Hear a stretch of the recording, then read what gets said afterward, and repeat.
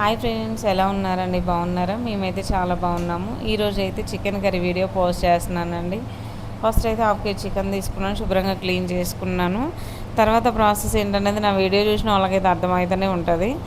మామూలుగా అయితే నేను అల్లం ఎప్పుడైనా సరే అల్లం, ఎల్లిపాయలు, పచ్చిమిర్చి, ఆనియన్స్ ఇట్లా మిక్సీ పట్టుకొని పేస్ట్ లాగా వేసుకుంటాను అనమాట.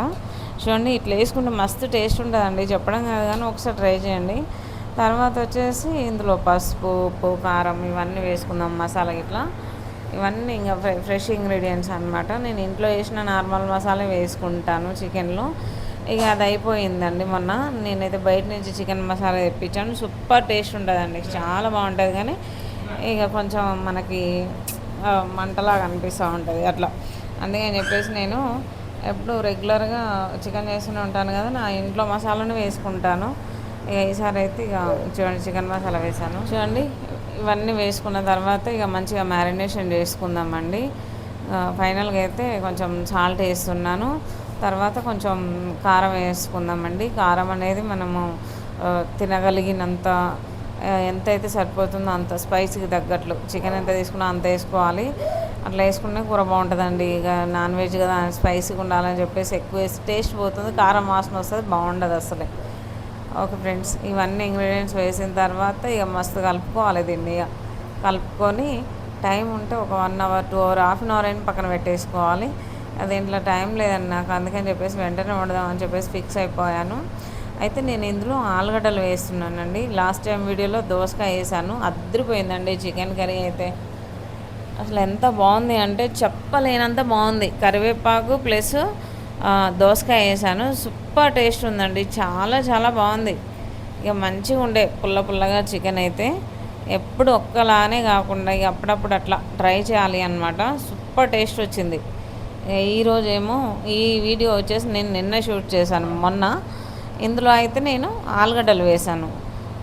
చూడండి, కరివేపాకు కూడా వేస్తున్నాను. నేను మామూలుగా ఇన్ని రోజులు వేయలేదండి చికెన్లో కరివేపాకు వేయడం ఏంది, పప్పులో పచ్చిపులుసులో కదా అందులో వేసుకుంటాము, ఇంకా ఇట్లా వేసుకోవడం ఏందని నేను అసలు ఎప్పుడు వేయలేదండి, ఇగ్నోర్ చేశాను దాన్ని. అయితే నేను ఒకసారి ట్రై చేద్దాం పోలే అని చెప్పేసి నేను కరివేపాకు వేసాను. సూపర్ టేస్ట్, అసలు బాగుంది కంప్లీట్గా, అసలు భలే టేస్ట్ వచ్చిందండి.